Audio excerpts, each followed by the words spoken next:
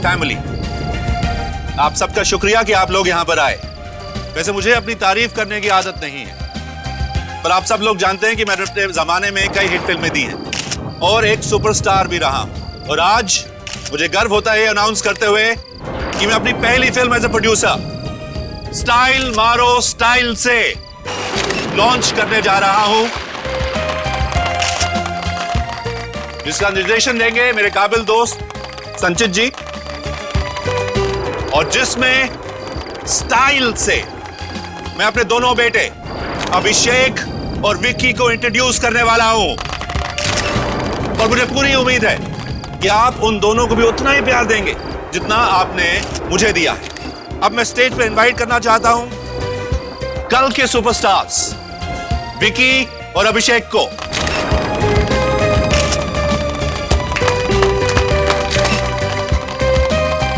अभिषेक,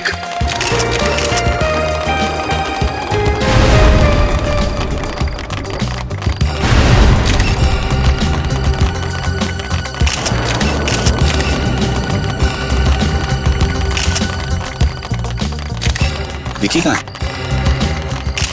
sir यही होंगे, मैं देखता हूँ। यही होगा, तुम्हें कहा था ना आज कुछ गड़बड़ नहीं होनी चाहिए, कहा था। विकी कहाँ है? विकी पता नहीं रहा, अभी तक तो यहीं था। बड़ी मुझे नहीं पता, मैं इतने देर से मीडिया के सामने बक कर रहा हूँ, तो यहाँ खड़े मत हो, जाओ ढूंढो उसे। Go. Dad relax. Don't tell me to relax, जाओ। गो। लेडीज एंड जेंटलमैन, मुझे यह लगता है कि विक्की और अभिषेक को इंट्रोड्यूस करने से पहले इस फिल्म के बारे में दो शब्द अगर इस फिल्म के डायरेक्टर संचित जी कहें तो। मिस्टर संचित, प्लीज प्लीज प्लीज। स्टाइल मारो स्टाइल। सर आप चिंता मत कीजिए सर, मैं कहा था गड़बड़ नहीं, कहा था कि नहीं मैंने। सर मैं ढूंढता हूँ, यहीं आसपास ही कहीं होंगे। मेरा मतलब है कि विक्की भैया, सर सर मीडिया लोग मौजूद हैं, आप प्लीज ठीक से। देखिए आप शांत रहने की कोशिश कीजिए। नाम कटवा दिए। अरे विक्की भैया कहाँ हो आप? फोन उठाओ यार। कहाँ हो विक्की भैया? आज ना जरूर डांट खाओगे पापा से। अरे घंटी की आवाज तो यहाँ से आ रही है, वो तो भैया की रिंगटोन है, लेकिन भैया फोन क्यों नहीं उठा रहे? ये रिंगटोन तो बढ़ती ही जा रही है।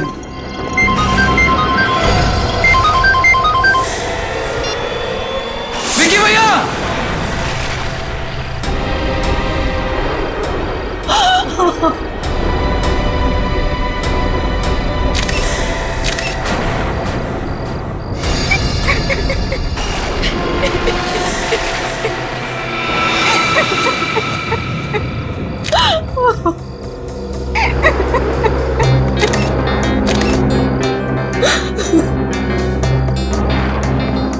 देसी कट्टा है।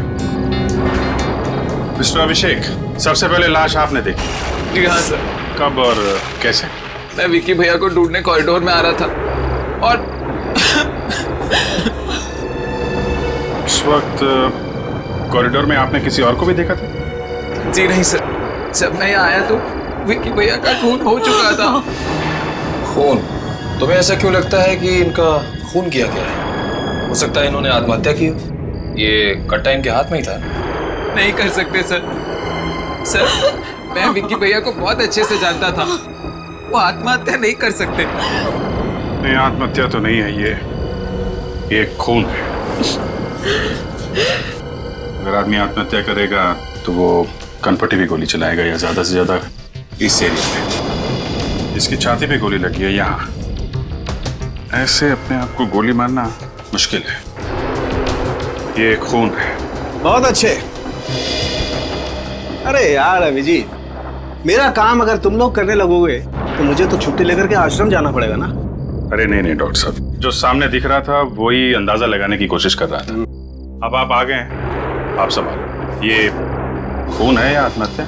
हाँ, लेकिन उससे पहले इन लोगों को जरा एक्सक्यूज मी प्लीज, आप लोग थोड़ा जरा प्लीज आइए। Please ma'am please.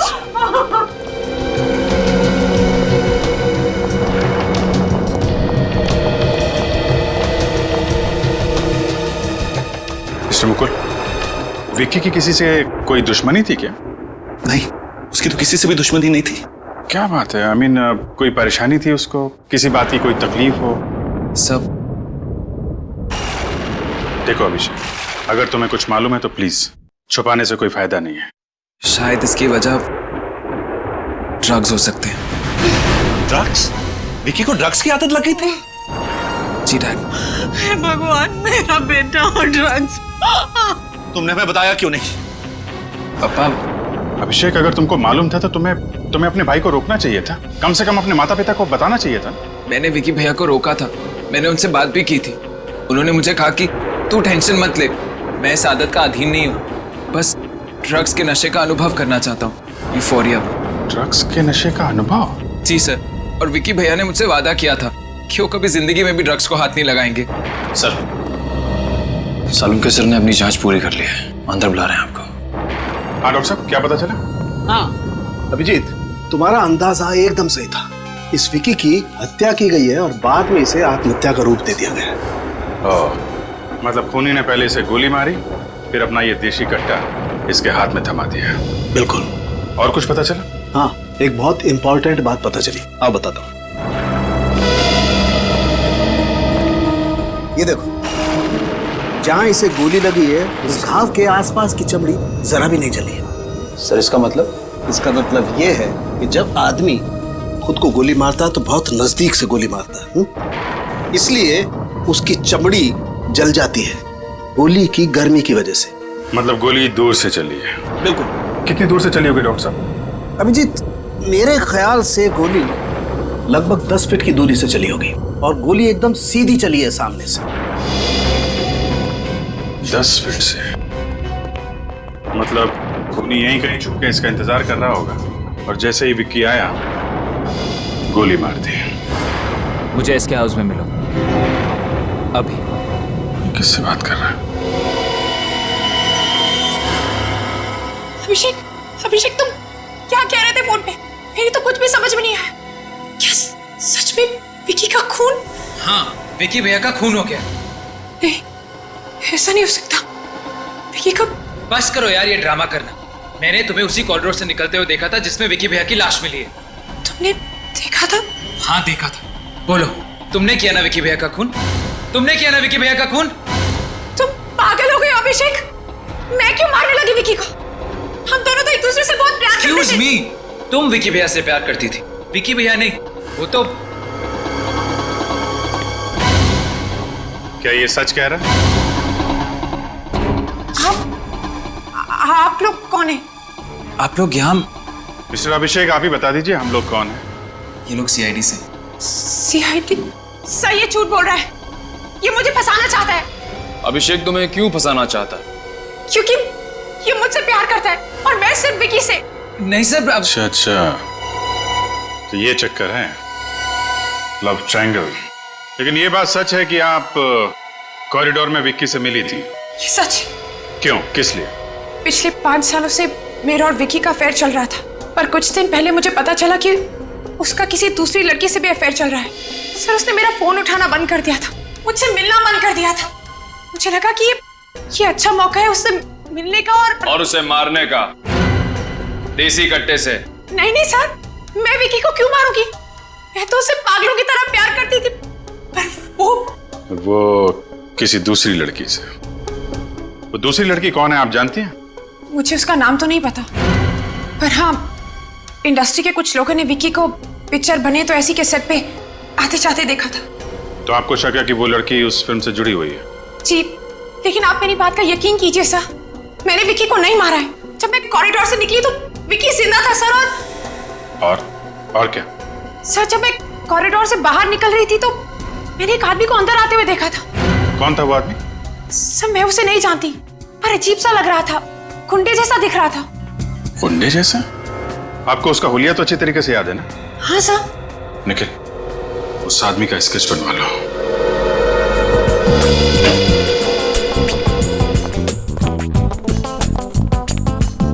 Excuse me sir, बार 12 बजे के बाद खुलेगा। पता है, हम यहाँ पे फिल्म स्टार मुकुल के बेटे विक्की की मौत के सिलसिले में कुछ पूछताछ करने आए हैं। हाँ सर, देखा मैंने टीवी पर, बहुत बुरा हुआ। मिस्टर विक्की इसी पब में पीने आते थे ना? हाँ सर, लेकिन आप लोग ये सवाल क्यों पूछ रहे हैं? आप लोग कौन है? सीआईडी। सीआईडी? और वो यहाँ पे अपने एक दोस्त के साथ पीने आते थे। हाँ सर, वो अभी भी यहीं है। अभी भी यहीं पे? हाँ सर। कहाँ है वो रहा सर। उसका नाम रॉनी है सर। विक्की की मौत के गम में रात भर पीते रहा, घर जाने की हालत में नहीं था, यहीं सो गए। अच्छा, चलो जगाओ इसको जरा। उठ उठ।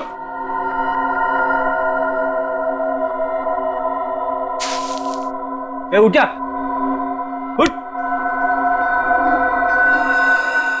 विक्की, विक्की मेरे दोस्त। मैं विक्की दिखता हूँ तुझे? मैं फ्रेडी हूँ, Freddie, inspector Freddie from CID. CID? हाँ, ये बताओ, विक्की के ड्रग लेने की आदत के बारे में तुम्हें मालूम था ना? जी सर, मैं जानता था। लगी कैसे उसे ये ड्रग्स लेने की गंदी आदत? लगी नहीं थी सर, लगवाई गई थी। लगाई थी? किसने? कब? सर 2 महीने पहले की बात है। इन दिनों विक्की बहुत परेशान रहता था। उसी वक्त तेजा नाम के एक आदमी ने उसे ड्रग्स लेने की सलाह दी। दरअसल सर जबरदस्ती ही की थी। करीब 2 हफ्ते तक वो उसे मुफ्त में ड्रग्स देता रहा, और जब उसको पता चल गया कि विक्की को ड्रग्स लेने की लत लग गई है, तब वो ड्रग्स के बदले में पैसे मांगने लगा। और विक्की ये पैसे अपने पिताजी से और अपनी गर्लफ्रेंड से भीख मांग के लाता था, है ना? नहीं सर, हम लोगों से मांगता था। और तुम पैसे देते थे? हैं? ड्रग्स के लिए उसकी मदद कर रहे थे? कैसे दोस्त हो तुम? सर मुझे अपनी गलती का एहसास हो चुका है सर। बहुत जल्दी एहसास हो गया तुम्हें। सर वो हर बार आखिरी बार कहकर मुझसे पैसे निकलवा लेता था। मुझसे उसकी तकलीफ देखी नहीं जाती थी। आप तो जानते हैं सर, ड्रग्स लेने वालों का क्या हाल होता है। पर सर एक बार मैंने उसे पैसे देने से साफ इनकार कर दिया, तब उसने तेजा से उधारी पर ड्रग्स लेने शुरू कर दिए। उधारी में ड्रग्स लेता था? जी सर, पर वो तेजा को पैसे नहीं दे पाया, जिसकी वजह से उसने मेरे सामने विक्की के साथ मारपीट की और जान से मारने की धमकी भी दी। अच्छा, ये कब की बात है? 1 हफ्ते पहले की। जरा देखो, ये तेजा? हाँ सर, यही तेजा है। अच्छा, इसका मतलब पूनम ने कॉरिडोर में जिस आदमी को देखा तेजा ही था। सर कहीं इस तेजा नहीं तो? लग तो ऐसा ही रहा है। क्या हो रहा है? बातें सुनने का बहुत शौक है तुम्हें? नहीं सर, मैं तो बस ऐसे ही। ऐसे ही? हाँ। तेजा को जानता है? कौन तेजा? कौन तेजा? जिसका नाम सुना तूने, जिसके बारे में बात हो रही है अभी। सर मैं किसी तेजा वेजा को नहीं जानता और ना ही जानना चाहता हूँ। ये भी कोई नाम हुआ तेजा? चुपचाप बता दे, वरना वो हाल होगा तेरा कि तू अपना नाम भी भूल जाएगा। बोल। बताता हूँ सर। कहाँ रहता है? बड़ी मुश्किल है सर, किसी भी दरवाजे पे खोली नंबर नहीं लिखा है। यार चौल में ऐसा ही होता है भाई। सर किसी से पूछ लें क्या कि खोली नंबर 7 कहाँ पर है? पूछ लेते हैं। सुनो भाई, ये खोली नंबर 7 कहाँ पे है? वो पहले वाले पे ना, वो कोने वाली खोली साहब। वो? हाँ वो वाली।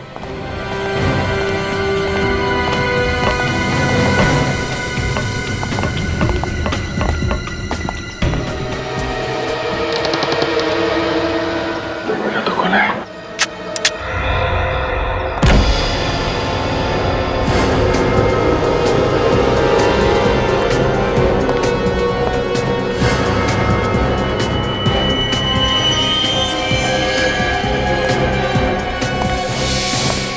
ड्रग्स, इसका मतलब वो अभी यहीं था। पकड़ो उसे।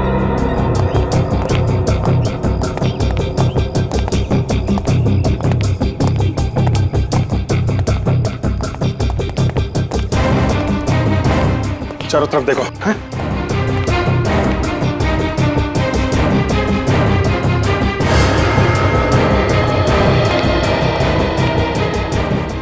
यार आजकल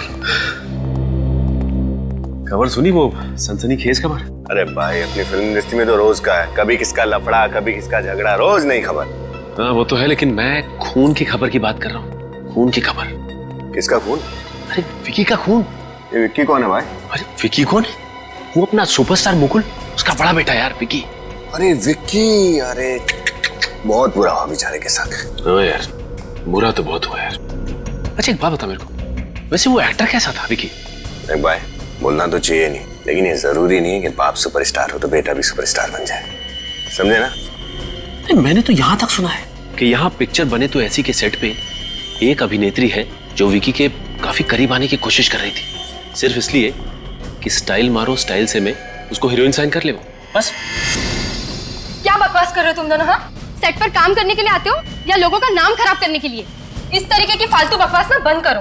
एक कामयाब अभिनेत्री की पहचान उसकी मेहनत और हुनर से होती है, इसलिए तुम लोग ये अफवाहें फैलाना बंद करो। तुम जैसे लोगों की वजह से ना इंडस्ट्री का नाम खराब हो रखा है। माफ कीजिए, लेकिन आप इतना परेशान क्यों हो रही? कहीं वो अभिनेत्री आप ही तो नहीं? जबान संभाल कर अपनी हद में रहकर बात करो, वरना तुम दोनों को ना प्रोडक्शन मैनेजर को बोलकर दोनों को इस सेट से ना धक्के मारकर बाहर निकाल दूंगी। अरे नहीं नहीं नहीं मैडम, आप ऐसा नहीं कर सकती, क्योंकि ऐसा करने की जरूरत नहीं पड़ेगी आपको, क्योंकि हम सीआईडी से। सीआईडी? मैडम आप ये बताने की मेहरबानी करेंगी कि विकी का जब खून हुआ उस वक्त आप कहाँ थी? आप लोग ये मुझसे क्यों पूछ रहे? कहीं आप लोगों को ये तो नहीं लग रहा कि विकी को मैंने मारा है? इसका मतलब आप वही अभिनेत्री हैं? हाँ।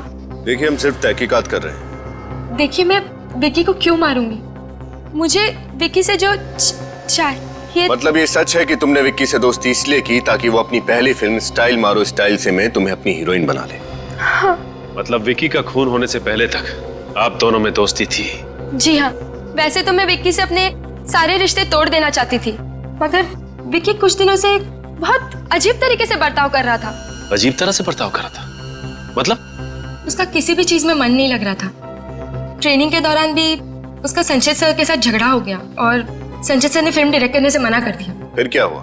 विक्की के पिताजी उन्होंने किसी तरीके से बात को संभाल लिया और संचित सर मान गए, मगर क्या? संचित सर ये बात जान चुके थे कि 70% फिल्म खत्म होने के बाद विक्की उनको निकाल कर खुद फिल्म डायरेक्ट करना चाहता था, इसीलिए शायद संचित सर। ओह, तो ये बात है, संचित से मिलते हैं।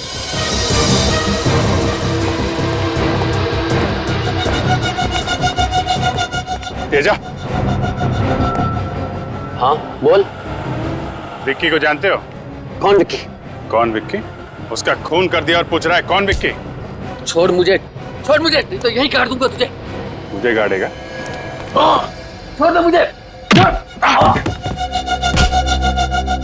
अब बोल, विक्की का खून क्यों किया तुमने? मैंने विक्की का खून नहीं किया। नहीं किया? तूने उसे मारा पीटा ना? हाँ, मैंने उसे मारा पीटा था, पर जान से मारने की धमकी भी दी थी। हाँ, वो इसलिए कि वो मेरे 2 लाख रुपए वापस नहीं कर रहा था। और जब उसने तुझे पैसे वापस नहीं किए तब तूने उसे मार दिया? हाँ? मैं मानता हूँ कि मैंने उसे 2 लाख के ड्रग्स उधार दिए थे, पर उसने मेरे 2 लाख रुपए वापस कर दिए थे। भला फिर मैं उसे क्यों मारूंगा? 2 लाख रुपए वापस कर दिए थे? जी सर। सर, ये रॉनी ने जब विक्की को पैसे देने से मना किया था तो विक्की के पास ये 2 लाख रुपए आए कहाँ से इसे लौटाने के लिए? ये बात तो है। पैसे कहाँ हैं? पैसे मेरे घर में, कबर्ड में। कबर्ड में? जी, उन बंडल्स पे बैंक की मोहर भी लगी हुई है। बैंक की मोहर लगी हुई है? फिर तो हम लोग पता कर सकते हैं विक्की के पास ये पैसे आए कहाँ से। अच्छा, आप ये बता सकते हैं कि आपको किसने बताया कि ये फिल्म 70% कंप्लीट होने के बाद विक्की आपको फिल्म से निकालकर खुद निर्देशक बन जाएगा? तो आप लोगों को सब कुछ पता चल चुका है? हाँ, सब कुछ। तो क्या इसीलिए तुमने विक्की का खून कर दिया? नहीं, देखिए, मैं मानता हूं कि मुझे विक्की के प्लान के बारे में सब कुछ पता था, लेकिन मेरा यकीन कीजिए, मैंने विक्की का खून नहीं किया है। अगर मुझे विक्की से बदला लेना होता तो मेरे पास और भी बहुत सारे रास्ते थे। मैं एसोसिएशन जाकर आवाज उठा सकता था। अच्छा, तो तुम्हारे हिसाब से और कौन है जो विक्की का खून कर सकता है?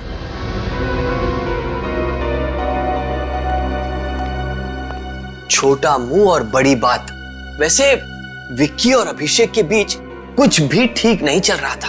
कुछ ठीक नहीं चल रहा था मतलब? ऑफिसर, फिल्म इंडस्ट्री में बहुत कम लोग ये बात जानते हैं कि विक्की मुकुल जी की पहली पत्नी का बेटा था और अभिषेक उनकी दूसरी पत्नी का। मतलब वो दोनों सगे भाई नहीं है? नहीं। अच्छा, ये मुकुल जी की पहली पत्नी, क्या वो जिंदा है? भगवान उनकी आत्मा को शांति दे। ठीक है। एक बात समझ में नहीं आई सर, मुकुल जी या उनके परिवार के किसी भी सदस्य ने मुझे ये सब बातें नहीं बताई। क्यों? मैं अभी यही सोच रहा हूँ विनीत, मुकुल जी के घर जाके पता चलेगा। सर।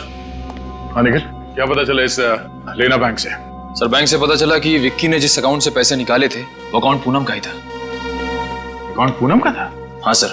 पूनम ने खुद विक्की को ड्रग्स के लिए 2 लाख रुपए दिए? मगर सर पूनम ने तो हमसे कहा था कि वो विक्की से रिश्ता तोड़ना चाहती थी, तो फिर उसने विक्की को ड्रग्स का कर्जा चुकाने के लिए पैसे क्यों दिए? रेडी, इसे कहते हैं कहानी में ट्विस्ट। पूनम ने हमें दिव्या के बारे में बताया, तेजा के बारे में भी बताया, मगर इस 2 लाख रुपए के बारे में क्यों नहीं बताया? सर पूनम ने ऐसा किया क्यों होगा? मैं भी यही सोच रहा हूँ। सर कहीं ऐसा तो नहीं कि वो हमसे और भी कुछ छुपा रही हो? अब ये तो पूनम ही बताएगी। इस पूनम को ब्यूरो बुलाओ।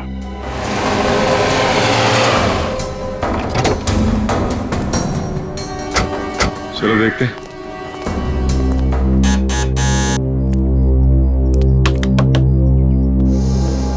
इस वक्त कौन है?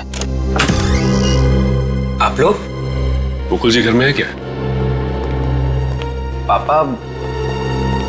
पापा तो किसी जरूरी काम से बाहर गए। कोई बात नहीं, फिलहाल हम तुमसे ही मिल लेते हैं। जी, आप कुछ पूछने आए या फिर? सीआईडी कभी भी और कहीं भी बिना वजह के नहीं आती। तो बताइए आपके आने की क्या वजह है? अभिषेक, बहुत कुछ पता चला है तुम्हारे बारे में। मेरे बारे में? किसने बताया आपको ये बहुत कुछ मेरे बारे में? तुम्हारी फिल्म स्टाइल मारो स्टाइल से के डायरेक्टर संचित ने। ओह संचित सर, तो क्या बताया उन्होंने मेरे बारे में? तुमने हमें ये बात पहले क्यों नहीं बताई कि तुम और विक्की सगे भाई नहीं हो? ओह, तो संचित सर को ये बात पता थी। सर ऐसा कोई मुद्दा उठा ही नहीं जिस पे बात छेड़ी जाए, और वैसे भी ये बात ऐसी तो है नहीं जो बैनर लगाकर घुमा जाए, और ना ही ऐसी है जो किसी को समझाई जाए। वैसे संचित ने हमें एक बात और बताई कि आप और विकी के बीच में कुछ भी ठीक नहीं था। क्या ये बात सच है? हम दोनों के बीच में अनबन जरूर थी, लेकिन सिर्फ इसलिए कि वो मुझसे बेहतर एक्टर है और सौतेला भाई। और दूसरा ये कि जैसा कि आप जानते ही हैं, पूनम मुझसे नहीं विकी से प्यार करती है, लेकिन फिर भी मैं इस बात पर अटल रहूंगा सब कि मैंने विकी का खून नहीं किया है। अच्छा अभिषेक, तुम ये बता सकते हो कि विक्की की मौत के बावजूद तुम्हारे डैड मुकुल जी को ये फिल्म स्टाइल मारो स्टाइल से खत्म करने की इतनी जल्दी है, क्यों? वो एक्चुअली सब डैड ने मार्केट से बहुत सारा पैसा उठाया और फाइनेंसेस भी यही चाहते हैं कि फिल्म जल्दी से जल्दी खत्म हो जाए। कमाल है, तुम्हारे पास हर सवाल का जवाब है ना? एक आखिरी सवाल। जी पूछिए। विक्की की माँ की मौत कैसे हुई? वेल सब गीता जी की मौत के बारे में तो डैड ने मुझे कभी कुछ नहीं बताया। क्या गीता जी की मौत के बारे में उन्होंने तुमसे कुछ नहीं कहा? जी नहीं सर। पूनम, तुमने हमसे ये बात क्यों छुपाई थी कि अपने लेना बैंक वाले अकाउंट से तुमने विक्की को 2 लाख रुपए दिए थे? ये बात झूठ है सर, मैंने कोई 2 लाख रुपए नहीं दिए विक्की को। मैं क्यों देने लगी उसे 2 लाख रुपए? देखिए सर, मैंने आपसे पहले भी कहा था कि उस दूसरी लड़की के बारे में जानने के बाद मेरे मन में विक्की के लिए सिर्फ और सिर्फ नफरत थी। अब आप ही सोचिए सर, मैं क्यों दूंगी उसे 2 लाख रुपए? झूठ बोल रही हो तुम पूनम, झूठ। कल रात तुम वहां पार्टी में कॉरिडोर में से गुजरी नहीं थी, तुम वहां विक्की से मिली थी वो 2 लाख रुपए देने के लिए। क्यों? ये बात सच है या नहीं? सर आप लोग क्या कह रहे हैं, मेरी तो कुछ भी समझ में नहीं आ रहा है। तुम इसी तरह झूठ बोलती रही ना पूनम, तो मजबूरन तुम्हारी खातिरदारी के लिए मुझे इंस्पेक्टर श्रेया को बुलाना पड़ेगा। बुलाओ, श्रेया को बुलाओ। सर उसकी कोई जरूरत नहीं है, मैं बताती हूँ। ये बात सच है कि कल रात को मैं विक्की से कॉरिडोर में मिली थी, उसे वो 2 लाख रुपए देने के लिए।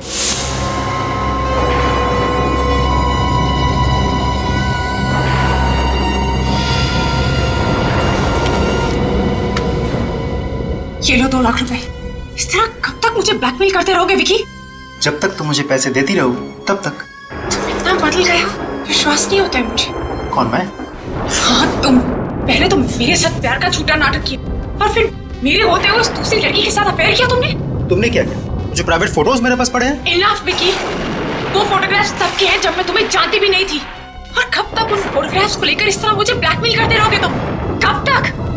कहाँ है वो फोटोग्राफ्स? मुझे वो फोटोग्राफ्स अभी चाहिए। देखो विक्की, मैं तुम्हारे हाथ जोड़ती हूँ विक्की, प्लीज। बस तुम घर जाओ, कल सुबह तक वो फोटोज मैं पहुंचा दूंगा। अगर कल सुबह तक वो फोटोग्राफ्स मुझे नहीं मिले ना विक्की तो मैं। हाँ मैं पहुंचा दूंगा।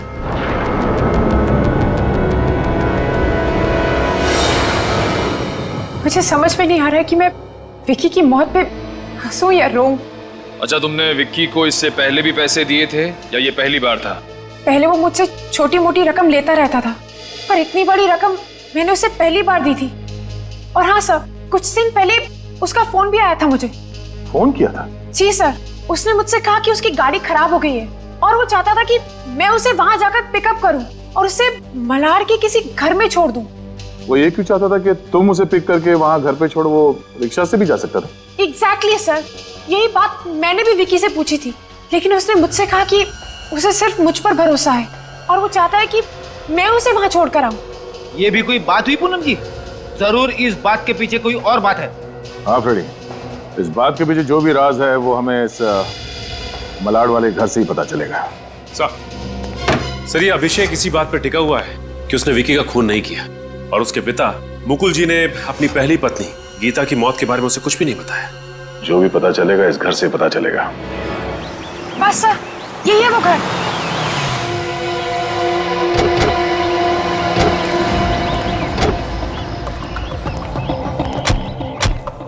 यहाँ पे तुमने विकी को छोड़ा था? हाँ सर, यही है वो जगह जहाँ मैंने विकी को छोड़ा था। जगह तो काफी सुनसान है। यहाँ विकी क्या करने आया होगा? सर मुझे तो कुछ ठीक नहीं लग रहा है। चलो देखते हैं, आइए आप हमारे साथ। जी सर।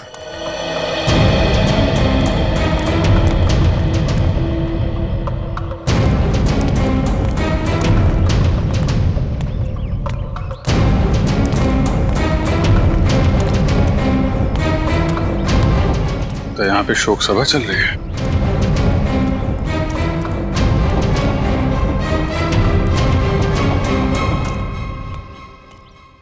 भाई साहब, यहाँ पे किसी की मौत हो गई है क्या? मेरे पिताजी विक्रम जी का देहांत हो गया। आपके पिताजी की मौत हो गई? जी, लेकिन आप लोग कौन हैं? अब हम लोग सीआईडी से हैं। सीआईडी? हाँ, क्या करते थे आपके पिताजी? जी, वो पुलिस इंस्पेक्टर थे। Police inspector? जी, मगर वो पुलिस डिपार्टमेंट से रिटायर हो गए थे सर। अच्छा, कैसे मौत हुई उनकी? कल रात को सर उन्हें दिल का दौरा पड़ा और वो चल बसे सर। कोई परेशानी थी क्या उनको? हाँ सर, किसी बात को लेकर परेशान जरूर थे। मैंने उन्हें पूछने की कोशिश भी की मगर उन्होंने कभी बताया नहीं कुछ। अच्छा, कुछ दिन पहले यहाँ पे कोई विक्की नाम का लड़का आया था क्या विक्रम जी से मिलने? विक्की? नहीं सर, नाम से तो नहीं जानता, मगर 2 दिन पहले एक लड़का जरूर मिलने आया था उनसे। शायद सर वही विक्की होगा। क्या बात कर रहे थे, आपको कुछ मालूम है? ज्यादा कुछ तो याद नहीं है, शायद किसी आर्काइव्स की बात कर रहे थे। Archive? Okay, thank you. Sir, Vicky को एक रिटायर पुलिस इंस्पेक्टर से क्या काम हो सकता है? कुछ तो होगा, इसका पता हमें आर्काइव से चलेगा। तो मिस्टर विक्रम यहाँ पे आए थे? जी हाँ, आए थे यहाँ। किस सिलसिले में आए थे? वो एक फाइल देखने आए थे। कौन सी फाइल देखने आए थे? वो 25 साल पहले हुए गीता मर्डर केस की फाइल देखने आए थे। Geeta murder case? और उस केस की तहकीकात भी विक्रम जी ही कर रहे थे।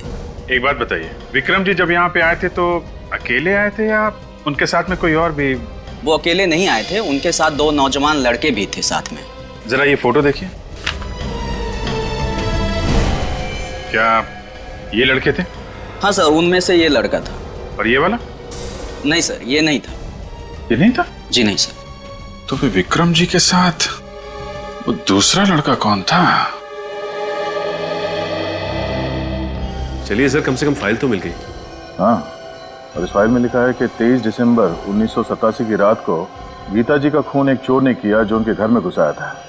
गीता जी ने उस चोर को रोकने की कोशिश की मगर उस चोर ने उन पर हमला किया और उसी वक्त गीता जी की मौत हो गई। मतलब गीता जी का खून हुआ था? उस चोर का नाम राजीव कुमार है।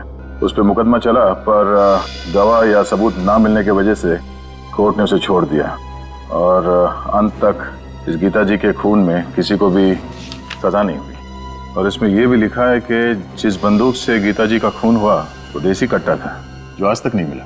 ये विक्की की लाश के पास से भी तो हमें देसी कट्टा ही मिला था ना? हाँ, और देसी कट्टे का कोई रजिस्ट्रेशन तो होता नहीं। तो हो सकता है जिस आदमी ने गीता जी का खून किया था 25 साल पहले, उसने उसी कट्टे से विक्की का भी खून कर दिया। मगर ये राजू तो छूट चुका था ना, तो फिर उसे विक्की को मारने की क्या जरूरत थी, वो भी 25 साल बाद? ये बात मेरी समझ में भी नहीं आ रही है। कहीं ये राजीव कुमार कोई सरफिरा इंसान तो नहीं था? सर इस राजीव कुमार का फोटो तो होना चाहिए इस फाइल में। हाँ, होना तो चाहिए। ये क्या, राजीव कुमार की फोटो इस फाइल में नहीं है? ये देखो, फोटो का कोना तो खाली है। अब इस राजीव कुमार को हम पकड़ेंगे कैसे? मुझे लगता है वो फोटो इस फाइल में से विकी ने निकाली होगी जब वो रिटायर्ड इंस्पेक्टर विक्रम के साथ आर्काइव गया था ये फाइल देखने के लिए। मगर सर विक्की को 25 साल के बाद अपनी मरी हुई माँ के केस में इतनी दिलचस्पी क्यों होने लगी और उसने इस राजीव कुमार का फोटो क्यों गायब किया होगा? अब ये तो विकी बता सकता था या फिर वो रिटायर्ड इंस्पेक्टर विक्रम, पर अफसोस उन दोनों की मौत हो गई और ये राज उनके साथ ही दफन हो गए। सर ये भी तो हो सकता है कि विकी का खून होने से पहले विकी ने इस फोटो को कहीं छिपा दिया। हो सकता है विकी ने ये फोटो अपने घर पे छुपाई। सचिन, मुकुल के घर की तलाश लो।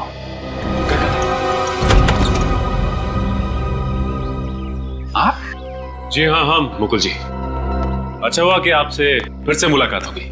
देखिए, आपने जितनी पूछताछ करनी थी कर ली, फिर से क्यों आए हैं? आपने वैसे अभिषेक को यह नहीं बताया कि गीता जी का खून हुआ था।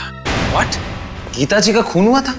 जी हाँ, 25 साल पहले घर में चोरी होने के दौरान गीता जी का खून हुआ था। डैड, आपने मुझसे इतनी बड़ी बात छुपाई? तो बेटा मुझे गलत मत समझना, मैं तुम्हें परेशान नहीं करना चाहता था। डैड, इसमें परेशानी की क्या बात है? और जो गीता जी का केस हैंडल कर रहे थे यानी कि इंस्पेक्टर विक्रम, विकी इंस्पेक्टर विक्रम और अपने साथ किसी और को लेकर आर्काइव्स डिपार्टमेंट गया था अपने माँ के केस की फाइल खोलने के लिए। वो वहां गया था? जी हाँ, वहां गया था। वैसे मुकुल जी, आप मुझे बता सकते हैं कि विकी को अपने माँ के केस में क्या दिलचस्पी थी? वो भी 25 सालों के बाद। इस बात पर रोशनी डालेंगे आप? क्यों? मेरे तो खुद समझ में नहीं आ रहा कि विकी ऐसा क्यों करेगा। इतना ही नहीं, उस फाइल से एक फोटो भी गायब है जो शायद विक्की ने यहीं इस घर में छिपा के रखा है। हमें आपके घर की तलाशी लेनी होगी। विनीत, तुम ऊपर देखो। Yes sir.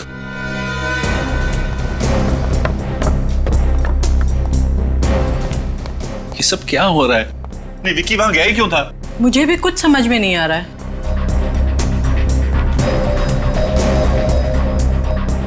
देखिए, आपको यहां कुछ नहीं मिलेगा। मैंने कहा ना, हमें अपना काम करने दीजिए।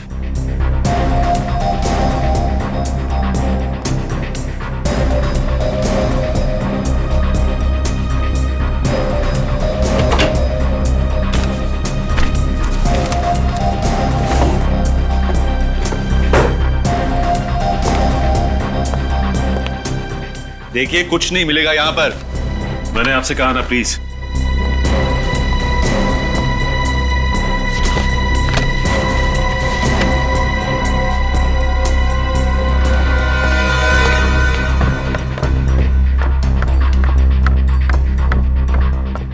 क्या हुई? नहीं फोटो मिली? नहीं सर, फोटो तो यहाँ भी नहीं है। मैंने कहा था ना आपसे।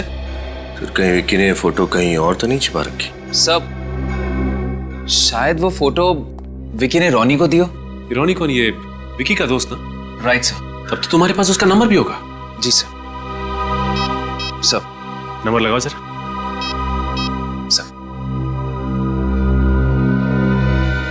अभिषेक नहीं, मैं सीआईडी से इंस्पेक्टर सचिन बोल रहा हूँ। अच्छा ये बताओ कि विकी ने तुम्हें क्या कोई फोटो दी थी संभाल के रखने के लिए? ये बात है। अच्छा ठीक है, तुम इस वक्त कहाँ हो? ठीक है, हम लोग अभी पहुंचते हैं। क्या हुआ सर? विनीत, ये रोनी वही दूसरा लड़का है जो आर्काइव डिपार्टमेंट गया था। तो विक्की ने रोनी को ये बताया कि वो लोग वहां क्यों जा रहे थे? ये तो नहीं बताया, लेकिन विकी ने रोनी को एक एनवलप दिया था संभाल के रखने के लिए। रोनी से मिलना पड़ेगा अब। पर घर का दरवाजा क्यों खुला हुआ है? गड़बड़ तो नहीं है? Oh my God! रोनी! हे रोनी, क्या हुआ तुम्हें? इसकी तो छाती में गोली लगी है। My God! एक काम करो विनीत, एम्बुलेंस को फोन करो। देखो रोनी, मैं कुछ नहीं होगा। रोनी, आंखें बंद मत करो।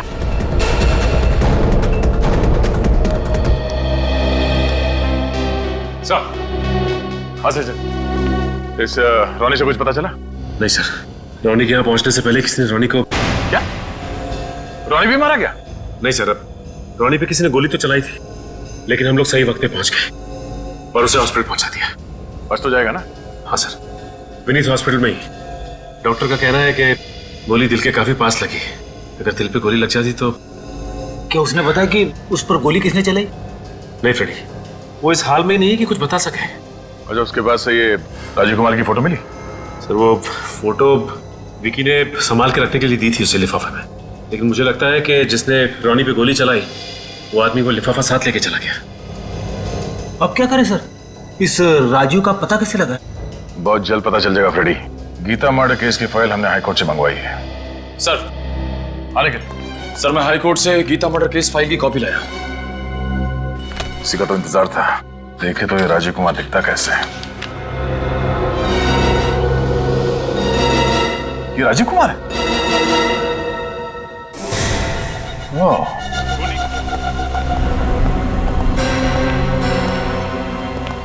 अरे सीआईडी?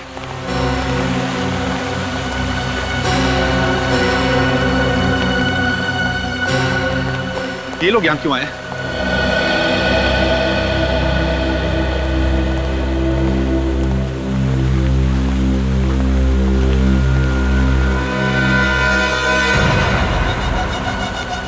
सब पता चला मेरे भाई के खूनी के बारे में? बताइए कौन है वो? खूनी का भी पता चल गया है और ये भी पता चल गया है कि वो कहाँ है। खूनी इस वक्त यहीं इसी सेट पे मौजूद है। इसी सेट पर? जी हाँ, और खूनी ने एक नहीं दो खून किए हैं। 2 खून? जी हाँ, 2 खून। और उस हत्यारे ने सिर्फ आपके बेटे विकी को ही नहीं मारा, बल्कि आपकी पहली पत्नी गीता जी का भी खून किया उसने। What? जी हाँ मिस्टर मुकुल, जरा सोचिए कि 25 साल पहले जिस शख्स ने आपकी पत्नी की हत्या की थी उसकी उम्र करीब 30 साल थी, तो इस वक्त करीब 55 का होगा। राइट। 55 साल। तो मिस्टर राजू, आपकी भी उम्र करीब 55 साल की होगी ना? ये क्या बकवास कर रहे हैं आप? मैं विक्की को भला क्यों मारूंगा? और मैंने गीता जी को भी नहीं मारा है। आप लोगों को कुछ गलत फहमी हुई है। कोई गलत फहमी नहीं हुई है। कल तुमने रोनी को भी मारने की कोशिश की थी। रोनी? कौन रोनी? मैं किसी रोनी को नहीं जानता। लगता है सर दिमाग पे ज्यादा बोझ पड़ने से याददाश्त कमजोर हो गई है। कोई बात नहीं, हम मदद कर देते हैं। विनीत,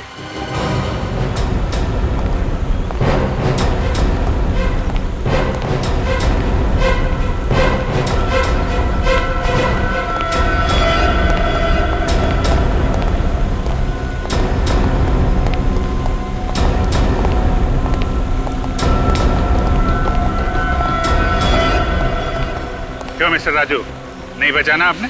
रोनी, तुमने तो राजू जी को पहचाना कि नहीं? हाँ सर, यही आए थे कल रात को मेरे घर पे, वो लिफाफा लेने के लिए जो विक्की ने मुझे दिया था संभाल कर रखने के लिए। ये मुकुल अंकल के मैनेजर हैं, इसीलिए मैंने इन पे भरोसा करके लिफाफा इन्हें दे दिया। शर्म नहीं आती तुम्हें झूठ बोलते हुए? चुप रहो, बोले तो इसे। क्या हुआ था फिर? लिफाफा इन्होंने अपनी जेब में रख लिया और फिर जेब से पिस्तौल निकाली और उनसे गोली चलाई। ये इतनी देर से बकवास किए जा रहा है और आप लोग इसकी बकवास सुने जा रहे हैं, और इस बकवास की सजा ये अभिषेक भुगतेगा। पापा, इतना बड़ा धोखा। देखो, अगर मेरे बेटे अभिषेक को कुछ भी हुआ। राजू, मेरे बेटे को छोड़ दो, इसने तुम्हारा क्या बिगाड़ा है? बाप के किए की सजा बेटा भुगतेगा। अरे बकवास मत करो तुम। इसमें कुंजी भी शामिल है? हाँ, इसी ने मुझे पैसे दिए थे गीता को मारने के लिए, और इसी ने सारे सबूत मिटाए थे। मुझे बचाने के लिए नहीं, बल्कि खुद को बचाने के लिए। अरे तुम्हें कहा था चुप रहने के लिए।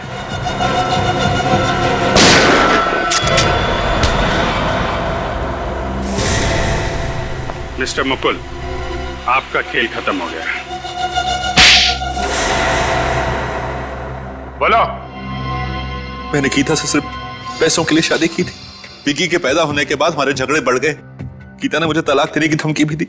मैं डर गया था। उस टाइम में सुपरस्टार मुकुल नहीं बल्कि एक आम आदमी था।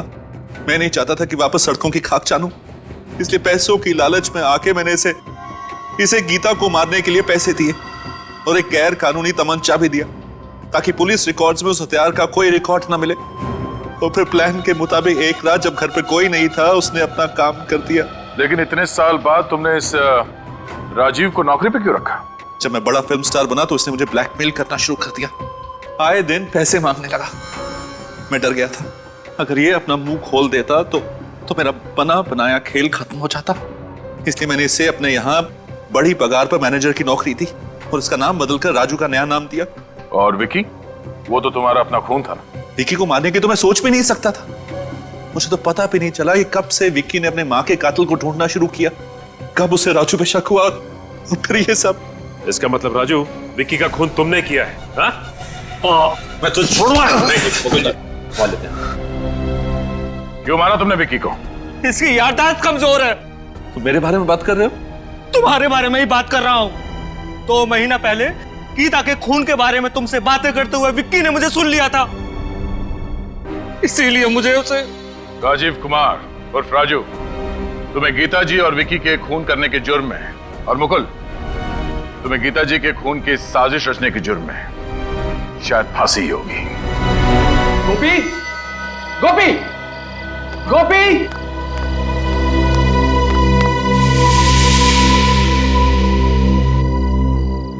गोपी, गोपी! जी साहब, गोपी! आया साहब। कहां थे तुम? तुम्हें पता है ना कि रोज रात को खाना खाने के बाद मुझे चाय चाहिए होती। जी सर, जल्दी लेकर आ।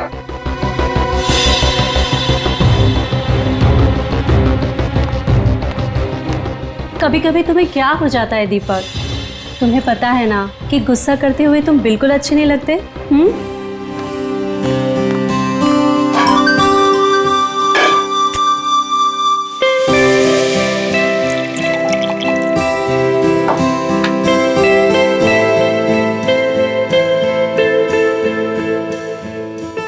दीपक, कल सुबह इगतपुरी जाने का मेरा कोई मूड नहीं है।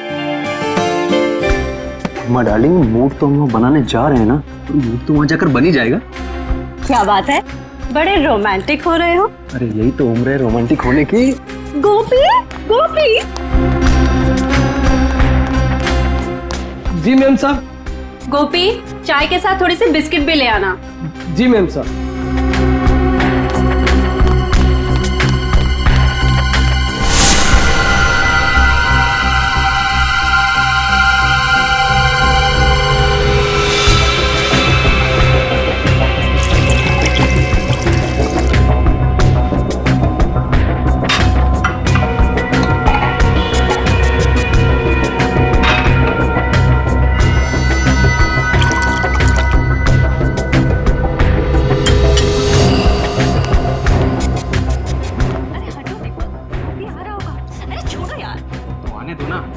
शादी की है मैंने तुमसे, कोई भगा के थोड़ी लाया हूं। हटो हटो, छोड़ो।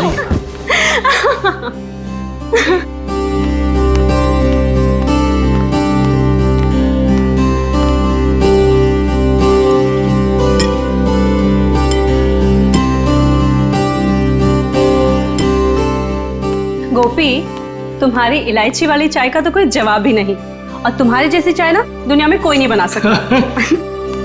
ए सुनो, अभी तुम अपने कमरे में जाओ, कल सुबह में जल्दी उठा देना, हमें 6 बजे निकलना है। जी सर। जाओ।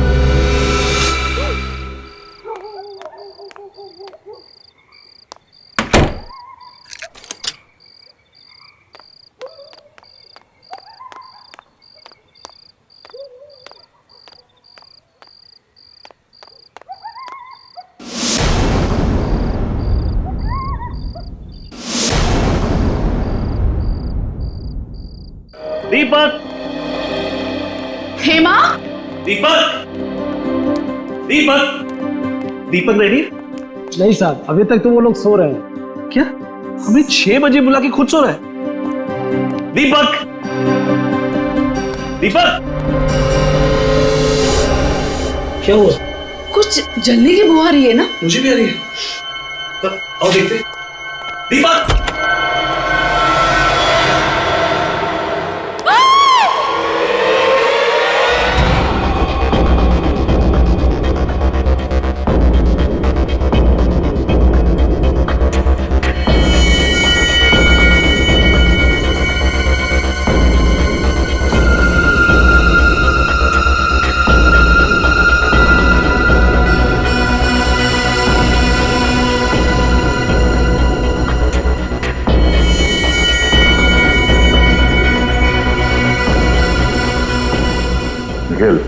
सर, जरा उस सर्वेंट गोपी को बुलाओ। सर।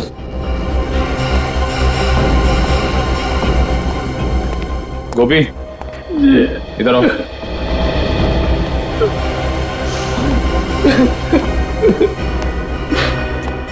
सुनो, जरा अंदर चलो। सर।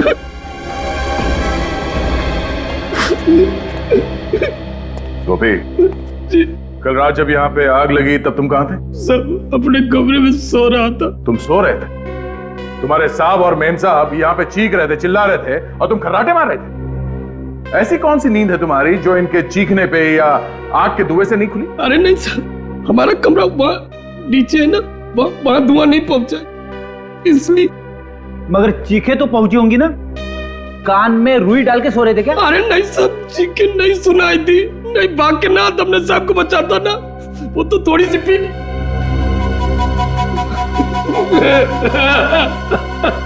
शर्म आनी चाहिए तुम्हें। अगर तुम शराब के नशे में नहीं होते तो शायद तुम्हारे साहब और मेम साहब आज जिंदा होते।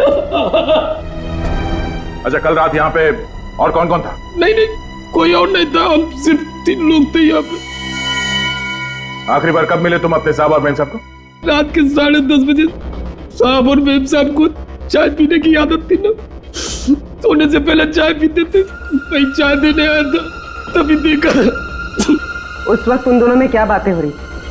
किसी बात से परेशान थे? ना बिल्कुल नहीं, वो तो आपस में मजाक कर रहे थे, जैसे शादी के नए जोड़े होते हैं वैसे ही बिल्कुल मजाक कर रहे थे। और मेम साहब ने तो मेरी तारीफ भी की थी, तुझसे चाय इलायची की चाय दुनिया में कोई नहीं बना। मुझे क्या पता था वो चाय उनकी जिंदगी की आखिरी चाय हो जाएगी।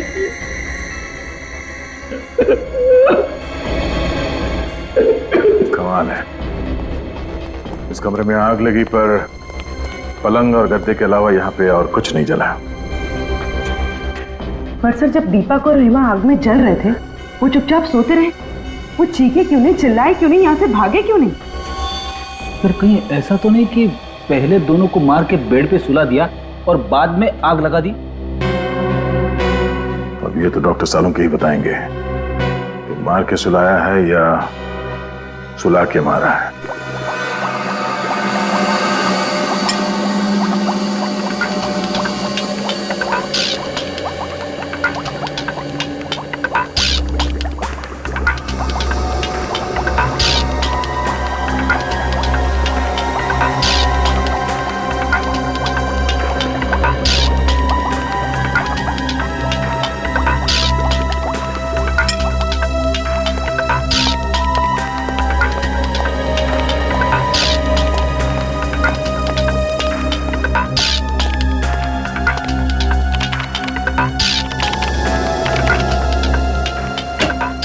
हाँ अभिजीत भाई, तुम लोगों का अंदाजा एकदम सही था। ये दीपक और हेमा वाकई इस हालत में नहीं थे कि अपने आप को आग से बचा सके। मतलब दोनों जख्मी थे? नहीं ब्रेडी, जख्मी तो कतई नहीं थे, क्योंकि ना तो इन दोनों के शरीर पर गोली का निशान था, ना किसी चाकू का निशान था, और ना ही किसी और तरीके की चोट का निशान। तो फिर इन्होंने अपने आप को बचाने की कोशिश क्यों नहीं की? गैरी हैथर की वजह से। गैरी हैथर? ये क्या है डॉक्टर साहब? पूर्वी एक किस्म का केमिकल होता है जो अधिकतर एनेस्थीसिया या बेहोश करने की दवाइयों में मिलाया जाता है, और वही गैरी हैथर मुझे इन लोगों की चाय में मिला। ओह, तो जब आग लगी थी तो दोनों बेहोश थे? बिल्कुल, इसलिए बेचारे ना तो चिल्ला सके और ना ही भाग सके। हाँ, आओ बताता हूं।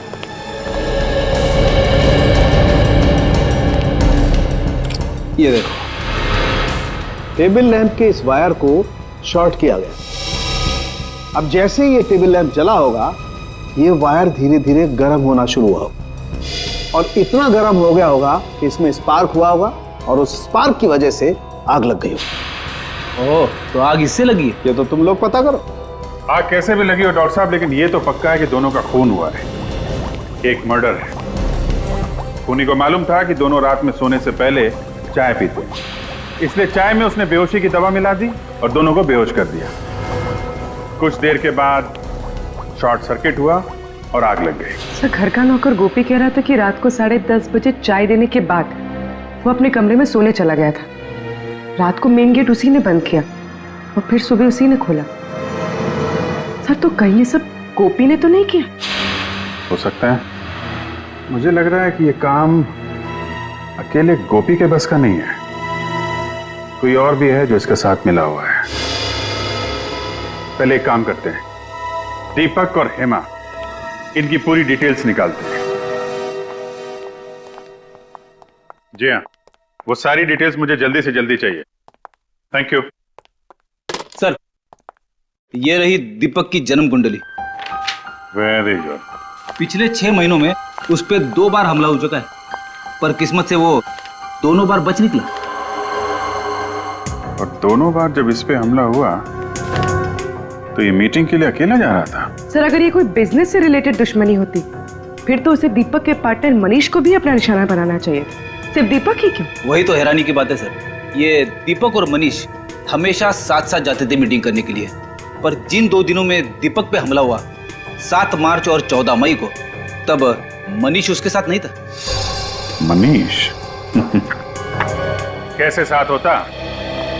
दीपक की मौत से सबसे ज्यादा फायदा होगा मनीष को, और दीपक के घर बिना रोक टोक कौन आ जा सकता है? मनीष। दीपक सोने से पहले चाय पीता था, यह बात किसको मालूम होगी? गोपी और मनीष को। सर, दीपक मेरा बिजनेस पार्टनर ही नहीं बल्कि मेरा दोस्त था। दोस्त नहीं बल्कि मेरे भाई जैसा था। अगर दीपक तुम्हें इतना ही प्यारा था तो उसका खून क्यों करवाया तुमने? क्या कह रहे हैं? मैं दीपक को क्यों करवाऊंगा? 7 मार्च और 14 मई को जब दीपक मीटिंग्स के लिए जा रहा था, तब उस पे जानलेवा हमले हुए थे या नहीं? जी हुए थे। और दीपक के साथ तुम हर मीटिंग में जाया करते थे। जी। तो फिर इन 2 मीटिंग्स में तुम दीपक के साथ क्यों नहीं गए? शायद मेरी किस्मत अच्छी रही। तुम्हारी किस्मत अच्छी नहीं थी, बल्कि ये दोनों हमले तुम्हें करवाए। लेकिन सर, मैं ऐसा क्यों करवाऊंगा? क्योंकि दीपक के मरने से सबसे ज्यादा फायदा तुम्हें होने वाला। ये सारा बिजनेस तुम्हें मिल जाता, तुम इसके अकेले मालिक बन जाते। वो तो दीपक नहीं मरता तब भी मैं मालिक बन जाता। क्या मतलब? देखिए, दीपक इस बिजनेस से परेशान हो चुका था और उसने ये बिजनेस छोड़ने का फैसला कर लिया था। क्यों? आइए मेरे साथ।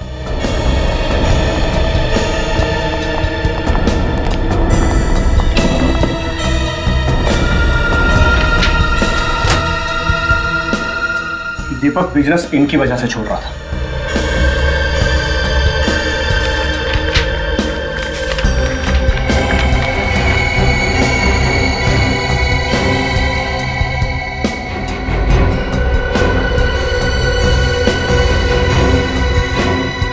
ये तो धमकी भरी चिट्ठियां हैं।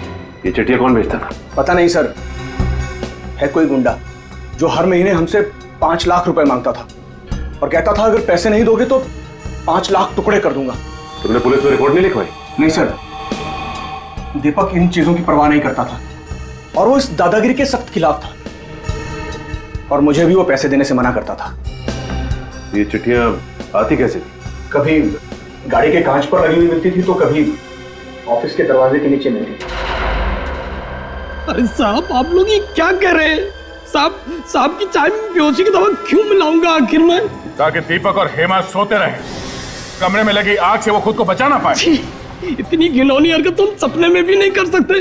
और साहब के साथ नमक हरामी करने से पहले हम अपनी जान न दे देते।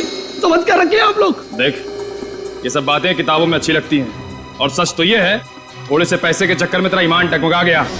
तूने अपने साहब और मेरे साहब की जान ले ली, समझा? अरे झूठे साहब, ये झूठे। किसने दिए थे तुम्हें पैसे ये सब करने के लिए? बताओ। किसी ने नहीं दिए सब। तो फिर तुमने चाय में वो नशे की दवाई क्यों मिलाई? हाँ, लैम्प के साथ छेड़खानी क्यों की तुमने? बोलो, शॉर्ट सर्किट क्यों किया? उस लैम्प को मैं क्या छूंगा? मैं कैसे छेड़खानी कर सकता हूँ उसको? मुझे तो वो बाथरूम का जो पानी गर्म करने वाला होता वो भी चलाना नहीं आता, तो इसको क्या छूंगा सर? इस घर में सिर्फ 3 लोग रहते, दीपक, हेमा और तुम, जिनमें से 2 मर चुके, तो बचे सिर्फ तुम। नहीं, कल एक आदमी और आया था, उसने लैब के साथ छेड़खानी की होगी, उसने छुआ होगा। कौन आया था? वो बिजली वाली दुकान में जो होता है ना, क्या कहते हैं? इलेक्ट्रिशियन वाला। हाँ, इलेक्ट्रिशियन। कितने बजे आया था? 7-7:30 बजे। किस लिए आया था? वो बोला था कि हाँ, साहब के कमरे का एसी ठीक करना। अच्छा, तुमने बुलाया था उसे? नहीं, मैंने नहीं बुलाया था। तो फिर किसने बुलाया? साहब ने बुलाया होगा। तुमने उसे यहाँ से बाहर जाते हुए देखा? नहीं साहब, वो उस समय तुम्हें किचन में था, कब चला गया पता ही नहीं चला। इसका मतलब सर वो इसी घर में कहीं छुपा हुआ था। हाँ, और उसी ने मौका मिलते चाय में नशीली दवाई मिलाई और स्लैम का शॉर्ट सर्किट कर दिया। मिल गया। 59 गीता मार्ग बलवंत नगर। हाँ सर, इस एड्रेस पर कल हमारा इलेक्ट्रिशियन गोपाल गया था सर। गोपाल को बुलाओ। मगर आज तो वो काम पर आया नहीं सर। तो फोन करके जल्दी बुलाओ उसे, जरूरी बात करनी है। सर मैं सुबह से कई बार ट्राई कर चुका हूँ, लेकिन उसका फोन स्विच ऑफ आ रहा है। लगता है उस बेचारे की तबीयत ठीक नहीं है। बेचारा? कोई बेचारा नहीं है वो। दो फोन किया उसने। क्या खून? सर मैंने तो उसे 3 दिन पहले काम पर रखा था सर। इस चक्कर में मैं तो नहीं फंस जाऊंगा ना? उम्मीद करो कि गोपाल जल्दी मिल जाए, वरना फंस भी सकते हो। तुम्हारे पास उसकी कोई फोटो वोटो है? वाह, बिना फोटो या बिना आई कार्ड के तुमने किसी को भी ऐसे ही काम पे रख लिया? नहीं सर, मैंने तो आईडी कार्ड मांगा था। उसने कहा कि गांव में भूल गया हूँ, अगले हफ्ते उसका भाई आया तो लेके आएगा। उसका चेहरा तो याद है ना तुम्हें? हाँ सर, बहुत अच्छी तरह। उसका स्केच बनवाओ हमारे लिए। पता तो चलिए गोपाल कहां कहां शॉर्ट सर्किट करता फिर रहा है।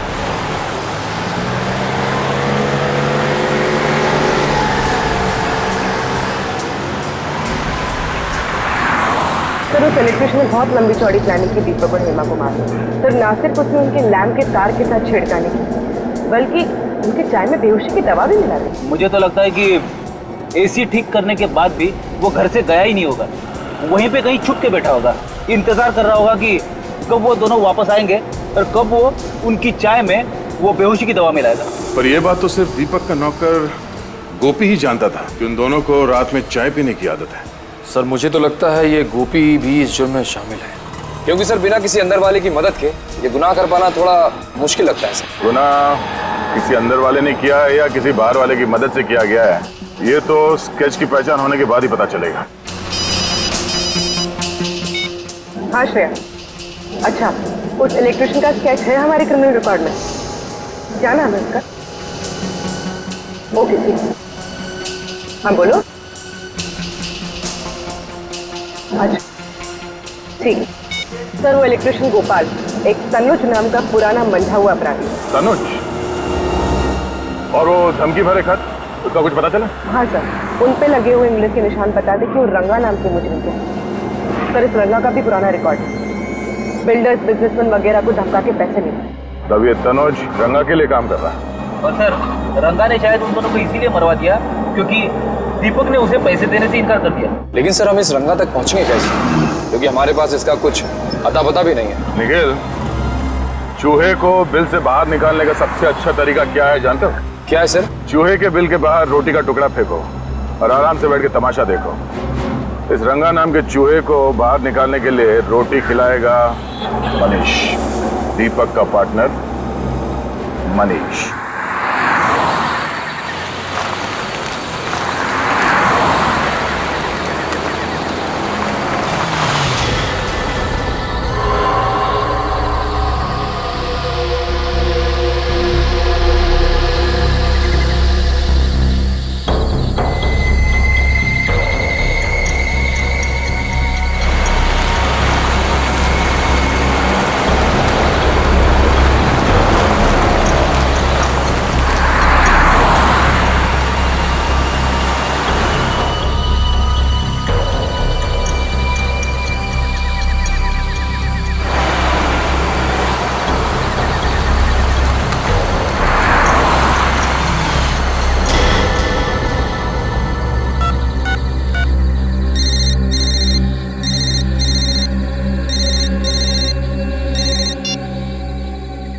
शाबाश, अच्छा हुआ जो तू खुद ब खुद आया।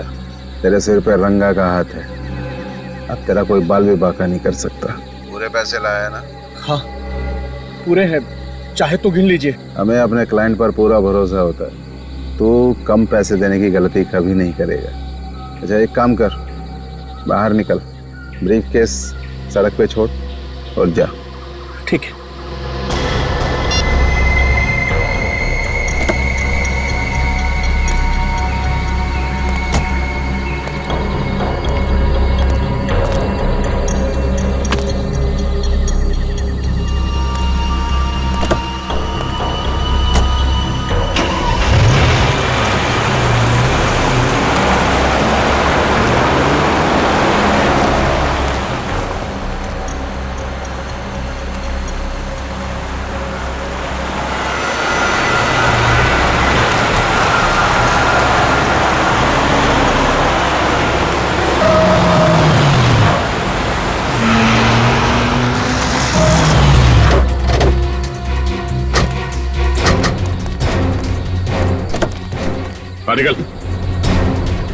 सीआईडी धोखा किया उसने मेरे साथ, छोड़ूंगा नहीं मैं उसको।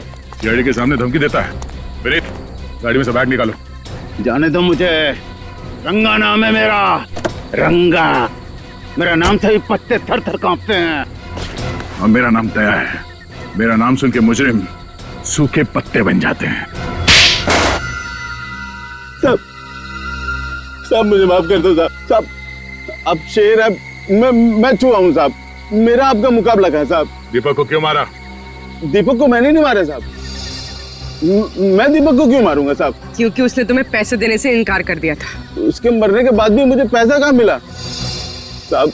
मैं तो छोटा मोटा गुंडा हूँ, तो छोटी मोटी धमकी देता हूँ, पैसे ऐडता हूँ साहब। खून करने की तो मैं सोच भी नहीं सकता साहब। झूठ मत बोल। तू जानता था कि दीपक को मारने से बाकी बिजनेस वालों के दिलों में तुम्हारे नाम का डर बैठ जाएगा, इसलिए तुमने अपने साथी तनुज को वहां भेजा इलेक्ट्रिशियन बना के। सोच समझ के लंबी चौड़ी प्लानिंग की थी तुमने खून करने की, क्यों? मगर साहब तनुज अब मेरे साथ काम नहीं करता। एक महीना हो गया उसे मेरी गैंग छोड़े हुए। तो फिर ये तनुज किसके साथ काम करता है? मुझे नहीं पता साहब। हाँ, वो कह रहा था कि वो अपनी खुद की गैंग बनाएगा साहब। कहीं इस दीपक की मौत के पीछे इस तनुज की गैंग का हाथ तो नहीं है?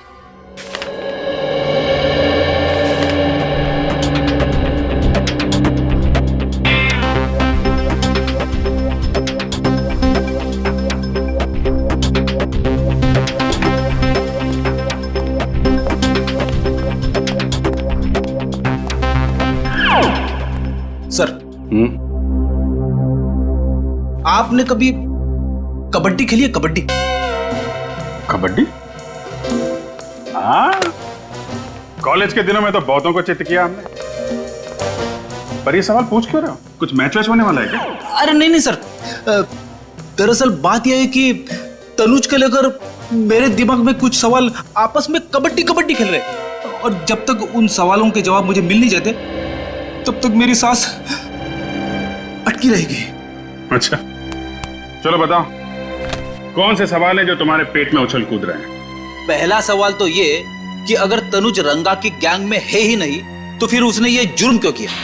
ना तो दीपक के घर से पैसे चोरी हुए और ना ही उसकी तनुज के साथ कोई पुरानी दुश्मनी थी। दुश्मनी तनुज की नहीं फ्रेडी, किसी और की थी। कोई तो है जिसे दीपक की मौत से बहुत बड़ा फायदा पहुंचने वाला है, उसने ये सब करवाया है। सर, एक अजीब सी बात पता चली। हाँ?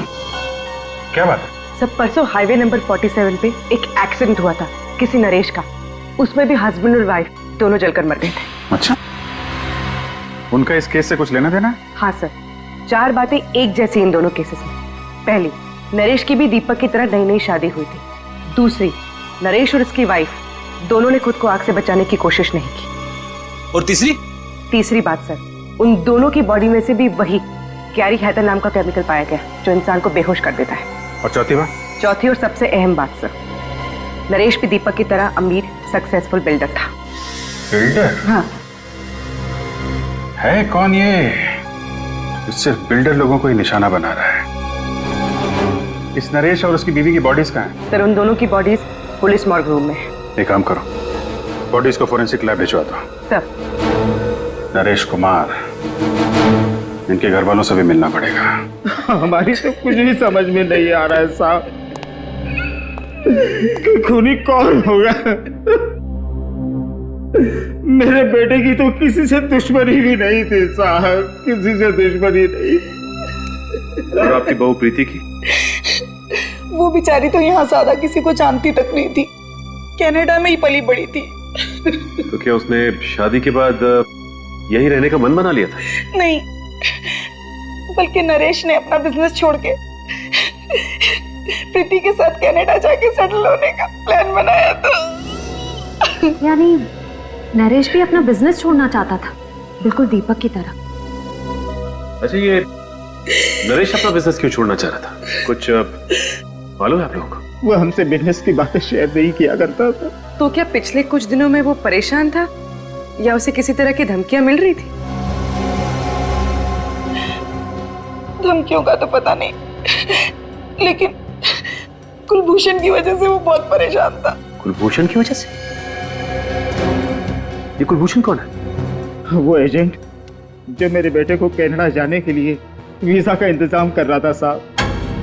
लाखों रुपए ऐंठ लिए उसने, लेकिन वीजा नहीं दिला पाया। ये वीजा ना दिलवा पाने पे क्या उसने आपके पैसे लौटाए? बिल्कुल नहीं, बल्कि धमकियां और देकर गया कि अगर आप दोनों सलामती चाहते तो पैसों को भूल जाओ।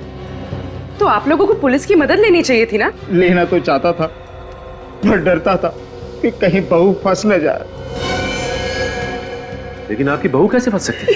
क्योंकि प्रीति ने नरेश को कुलभूषण से मिलवाया था। आपकी बहू प्रीति ने? हाँ। तो क्या प्रीति कुलभूषण को पहले से जानती थी? हाँ, प्रीति कुलभूषण को बहुत अच्छे से जानती थी, बहुत पहले से। और उसने कहा था कि उसकी फैमिली का वीजा कराने में भी कुलभूषण ने उसकी मदद की थी। हम आपके बेटे और बहू की फोटो देख सकते हैं? वो दूसरे वाले घर पर है साहब। मेरे बेटे नरेश की मौत के बाद मेरा वहां पर मन नहीं लगता था साहब, इसलिए हम लोग यहाँ पर आ गए। लेकिन फिर भी साहब, मैं आज शाम तक आपको फोटो भिजवा देता हूँ। थैंक्स। लगता है हमें भी कनाडा का वीजा लेना पड़ेगा इस कुलभूषण से।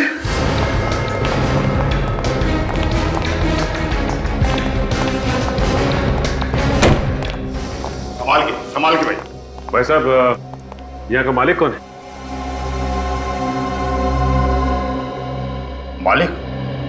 मालिक तो आपके सामने खड़ा है।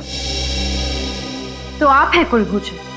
कुलभूषण मेरा किराएदार था जी, आज ही दुकान खाली करके चला गया। कुलभूषण चला गया? अरे चला क्या गया जी, मैंने उसे निकाल दिया। बहुत शिकायत थी उसके खिलाफ कि वो शराफत की आड़ में बहुत गैरकानूनी काम करता है। भाई साहब, ठीक तरह से निकालिए, कभी भी आ जाएगा, कहेगा मेरा फोटो खराब कर दिया। भाई साहब, ये बताइए कि आपके पास उसकी फोटो तो होगी ना? फोटो तो मेरे पास है, और मैं आपको क्यों दिखाऊं? क्यों? देखिए, हम लोग सीआईडी से, और हमें शक है कि कुलभूषण का हाथ दीपक नाम के बिल्डर के खून में भी। वो दीपक कुमार जो 2 दिन पहले अपने घर में जलकर मर गया था? जी हम उसी की बात कर रहे हैं। एक मिनट। ये वो एग्रीमेंट है जिससे दुकान को मैंने किराए पर दिया था। मैं उससे सिग्नेचर करवाने लाया था। उसका फोटो इसमें है, देखिए।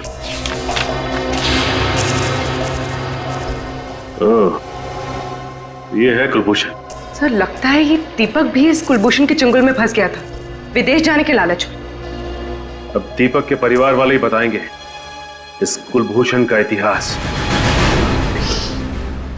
आप ठीक कह रहे सर, कुलभूषण ही वो एजेंट था जो दीपक को वीजा देने वाला था। मतलब वीजा दिया नहीं दिया, पैसे भी पूरे ले लिए। जब भी हम लोग फोन करते यही कहता, आज दूंगा, कल दूंगा, यही कह के हमें बेवकूफ बनाता रहा। दीपक ने तो बोल भी दिया था कि 1 हफ्ते में वीजा बना के दे देना, नहीं तो पैसे लौटा देना, नहीं तो हम पुलिस में कंप्लेन कर देंगे। फिर क्या हुआ? हमने अपना बेटा खो दिया। अच्छा, अब दीपक को धमकी वाली चिट्ठियां आती थी, इसके बारे में कुछ मालूम है आप लोगों को? नहीं, दीपक ने इसके बारे में कुछ नहीं बताया हमें। अच्छा, इस कुलभूषण को कैसे जानते थे आप लोग? हम नहीं जानते थे, हमारी बहू हेमा अच्छी तरह से जानती थी, उसी ने हमें मिलवाया था। पर हेमा तो बाहर पली बड़ी है, तो वो कुलभूषण को कैसे जानती थी? मुझे नहीं मालूम। नरेश को कुलभूषण से मिलवाया उसकी बीवी प्रीति ने, और दीपक को मिलवाया हेमा ने। और सर, हेमा और प्रीति दोनों ही कुलभूषण को अच्छी तरह से जानती थी, विदेश में पली बड़ी होने के बावजूद। लगता है प्रीति और हेमा दोनों का आपस में कोई ना कोई कनेक्शन है।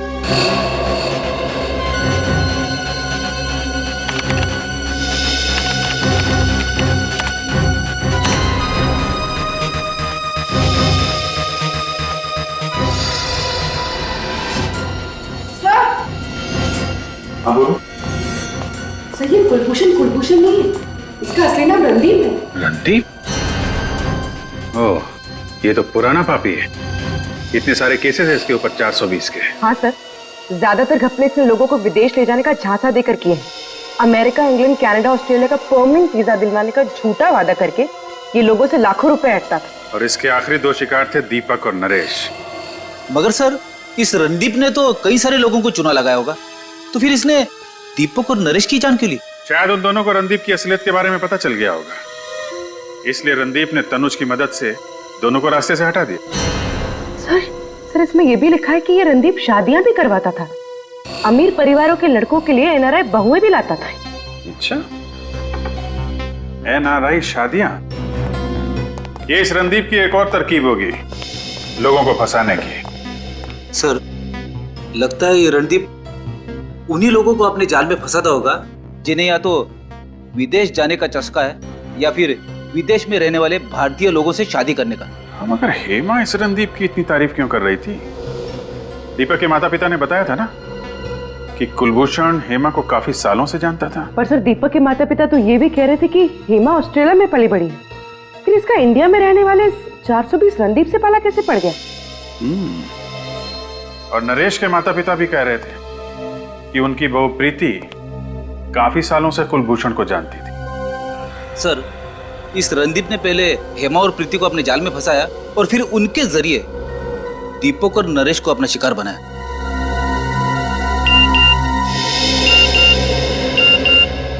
नरेश के पिता का एमएमएस, हमने उनसे प्रीति की फोटो मंगवाई थी ना, शायद वही होगा।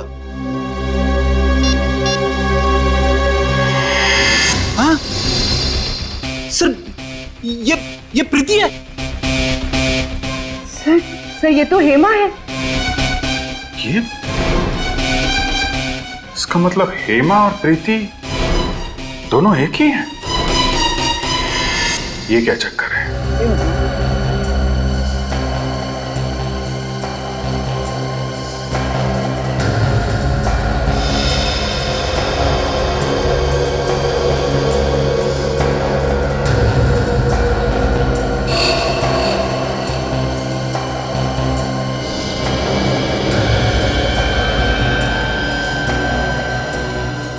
अब फोटो के अंदर घुस ही जाओगे क्या सालू के साथ? इतनी बारीकी से क्या देख रहे हो? हेमा की आंखें। नहीं तो क्या मिला कुछ आंखों में आपको? ढूंढ रहा हूं अभिजीत। मैं ये पता करने की कोशिश कर रहा हूं कि हेमा को हेड्रोक्रोमिक इरिडोसाइसिलिया नाम की बीमारी थी या नहीं। हेड्रोक्रोमिक इरिडोसाइसिलिया, ये क्या होता है डॉक्टर साहब? बच्चे, एक आंखों की ऐसी बीमारी होती है जिसका अगर वक्त पर इलाज न किया जाए तो आंखों की रोशनी जाती रहती है। अरे बाप रे, ये तो बड़ी खतरनाक बीमारी है। मतलब हेमा और प्रीति को ये बीमारी थी? अभिजीत, इन दोनों लाशों के ब्लड में तो मुझे इस बीमारी के लक्षण दिखाई दिए, लेकिन इस हेमा की आंखों में मुझे इस बीमारी का जरा भी कोई लक्षण दिखाई नहीं दिया। इसका मतलब इन दोनों लाशों में हेमा नहीं है ना। हेमा की जगह किसी और को लाके जला दिया गया है। सर, अगर हेमा जिंदा है तो फिर वो गई कहां? और अगर ये लाश हेमा की नहीं है तो फिर है किसकी?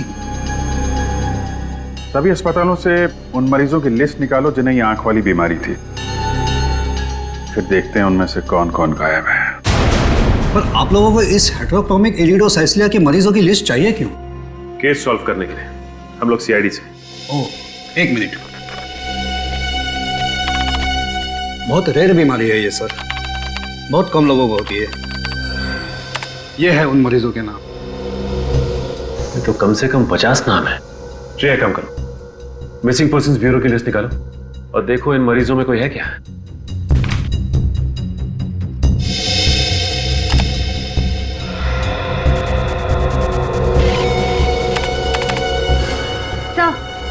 सर, आभा का नाम है इसमें। सर, गौरी का भी है। एक की उम्र 24 साल, दूसरे की 26। ये देखो, दोनों की हाइट 5 फुट 3 इंच, बिल्कुल हेमा के जितनी। और इन्हें दूर से देखकर कोई कह नहीं सकता कि ये हेमा नहीं है। सर, मतलब हेमा की जगह इन दोनों की लाश रखी गई। लाश? जी हाँ, लाश।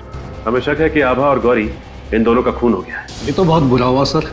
भगवान इन दो मासूम बच्चियों के साथ ऐसा कैसे कर सकता है?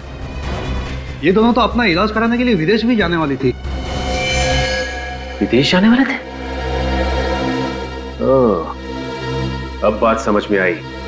इसका मतलब ये दोनों लड़कियां कुलभूषण से मिलने गई थी वीजा के लिए, और जैसे ही कुलभूषण ने इन दोनों लड़कियों को देखा कि ये दोनों हेमा जैसी दिखती हैं, उनका काम तमाम कर दिया उसने।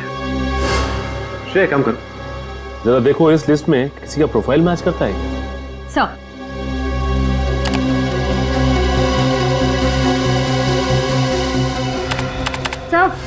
सर है, ये पूनम इसकी प्रोफाइल हेमा के प्रोफाइल से मैच करती है। तो इसका मतलब पूनम की जान भी खतरे में है। सर ये रहा बंगला नंबर 23। सर पूनम यही रहती है।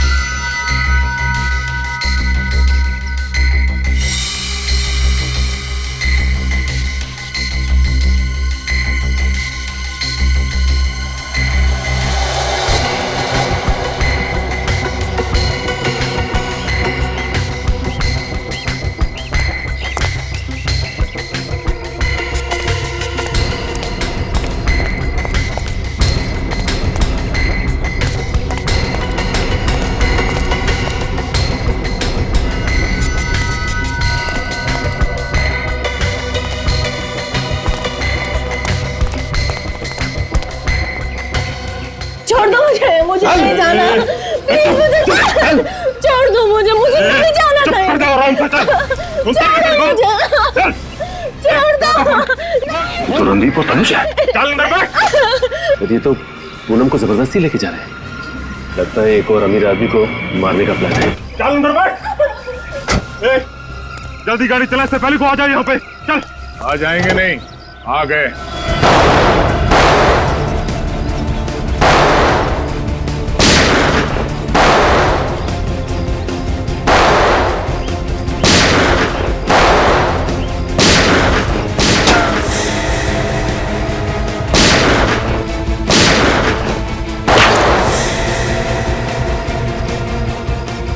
विनीत, कवर करो मुझे। Yes sir.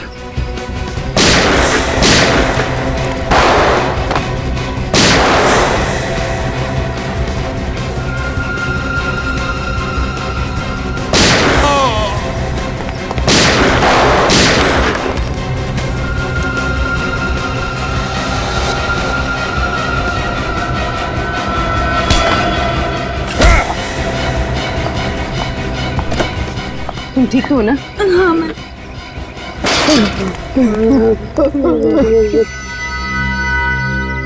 मेरी भतीजी वो चुन चुन कर अमीर लोगों को फंसा कर शादी करते और मैं उन्हें वीजा का लालच देकर लाखों रुपए ऐंठ लेता था। और जब तुम लोगों को महसूस हुआ कि ये मुर्गी और सोने के अंडे नहीं देगी, तो तुम लोगों ने दो दो खून कर दिए, एक लड़के का और उन मासूम बेचारी लड़कियों का जिन्हें आंखों की बीमारी है। हाँ?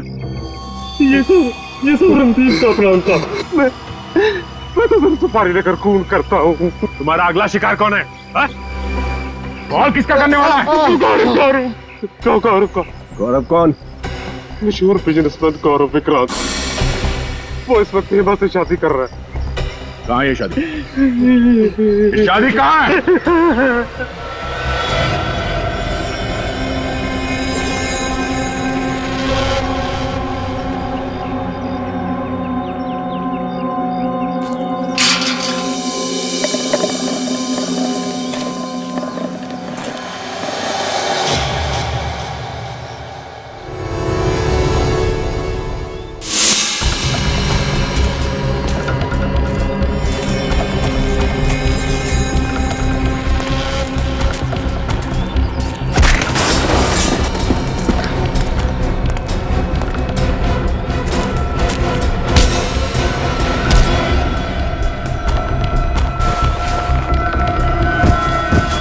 जिस पल का मुझे बहुत दिनों से इंतजार था, आज वो पल आ गया है तनिषा। तुम्हें पता है, तुमसे शादी करना मेरी जिंदगी का सबसे अहम फैसला है। गलत। गलत? सबसे सही फैसला तो ब्राजील जाने का है ना गौरव? गौरव ब्राजील जाए या ना जाए, तुम जरूर जाओगी जेल।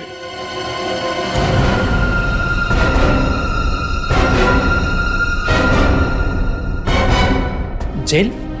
आप लोग मेरी बीवी को जेल में डालेंगे? सिर्फ जेल में ही नहीं डालेंगे, बल्कि आपकी बीवी को बड़े सम्मान के साथ फांसी के फंदे पर चढ़ाएंगे। तनिषा, ये सब लोग क्या कह रहे हैं? तनिषा नहीं, हेमा और प्रीति। क्यों, और भी बहुत सारे नाम है ना तुम्हारे। जाने दो मुझे, hey.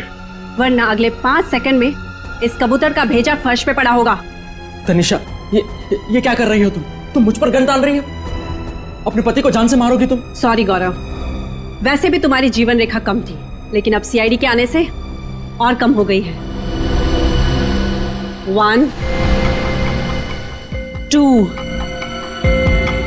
3 4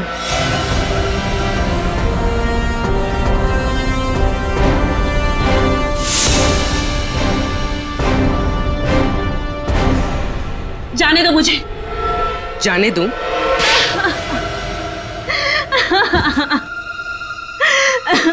हम जानबूझकर वही परिवार ढूंढते जिन्हें एनआरआई बहू चाहिए थी, और फिर उन परिवारों का विश्वास जीतकर उनके साथ विश्वासघात करते हो तुम लोग। मैं चाचा जी को कुलभूषण बनाकर अपने ससुराल वालों से मिलवाती और खुद एक अच्छी बहू बनने का नाटक करती रहती। शादी जैसे पवित्र बंधन का गलत इस्तेमाल करके तुमने बहुत ही भयानक गुनाह किया है। तुम्हें तो फांसी ही होगी। इस तरह के और भी एपिसोड देखने के लिए हमारे चैनल को सब्सक्राइब करें और बेल आइकन दबाना ना भूलें।